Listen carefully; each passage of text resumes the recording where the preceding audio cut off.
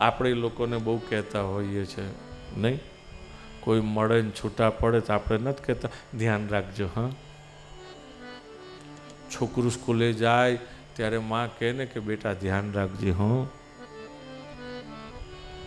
તો સ્કૂલે જતા છોકરાને, બાળકને માં જ્યારે કહે છે તેની પાછળ કેટલા બધા આશય હોય છે. કુસંગ કરતો નહીં, ખોટા લોકોની સોબત કરતો નહીં, ખોટું ખોટું બહારનું ગમે તે કચરો ખાતો પીતો નહીં. ભણાવે ત્યારે બરોબર સમજી લેજે, ભણી લેજે. પછી જે ભણ્યો હોય તે ઘેર આવીને પાછું આવર્તન કરતો રહેજે.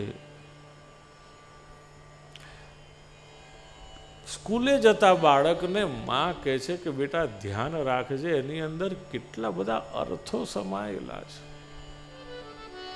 આપણે પણ કોઈને મળીએ ને છૂટા પડીએ ત્યારે કહેતા હોઈએ છીએ ધ્યાન રાખજો. હા, સાચવીને જજો. હા, ધ્યાન રાખજો. પણ એ ધ્યાન રાખજો એટલે જાણે ખાલી આમ બોલવાની એ જ રહી ગઈ છે. Take care. હા,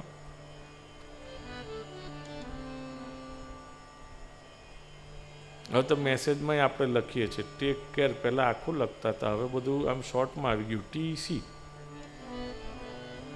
ટેક કેર.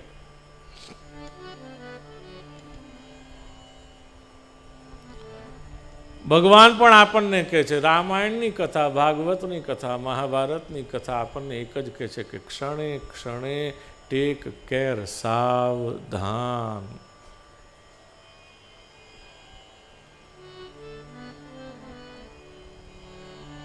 તમને ખબર છે આ કોણે કર્યું?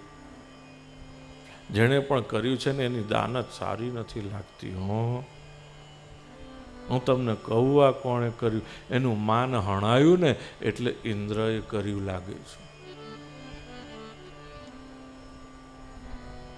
બધાને ભગવાન નિર્ભય બનાવે છે. અને બહુ સરસ વાત કરી. તસ્માન મચ્છરણં ગોષ્ઠં મન્નાથં મત્પરિગ્રહં ગોપાયે સ્વાત્મયોગેન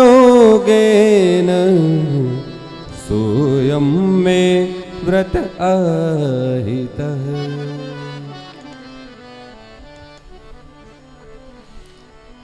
ભગવાને કોઈ દિવસ પ્રતિજ્ઞા નથી લીધી, પણ આજ જાહેરમાં પોતાના વચનને અને પોતાની વૃત્તિ અને પ્રવૃત્તિને પ્રગટ કરી છે ભગવાને, કે જેથી કરીને વ્રજજનો નિશ્ચિંત બને, નિર્ભય બને. મારે શરણે આવેલી આ ગાયો વાછડાઓ આ બધાનો હું સ્વીકાર કરું છું. તમારા બધાનો વ્રજજનોનો સ્વીકાર કરું છું. આજથી હું તમારો નાથ છું અને મારા આત્મબળથી પણ સૌથી પહેલું તમારું રક્ષણ કરવું એ જ મારું સોયમ, એ જ મારું મે વ્રત, મારું વ્રત છે. સમજો, જો આપણે પ્રોમિસ એવા લોકો પાસેથી નથી માગતા કે જે લોકો ખાલી પ્રોમિસ આમ બોલીને આપવામાં માને છે, કરીને આપવામાં નહીં. અને જે કરવાવાળા છે ને એની પાસે આપણે પ્રોમિસ માગતાય નથી. એણે કહી દીધું એટલે પતી ગયું. આપણે સમજી જઈએ કે હવે થઈ ગયું.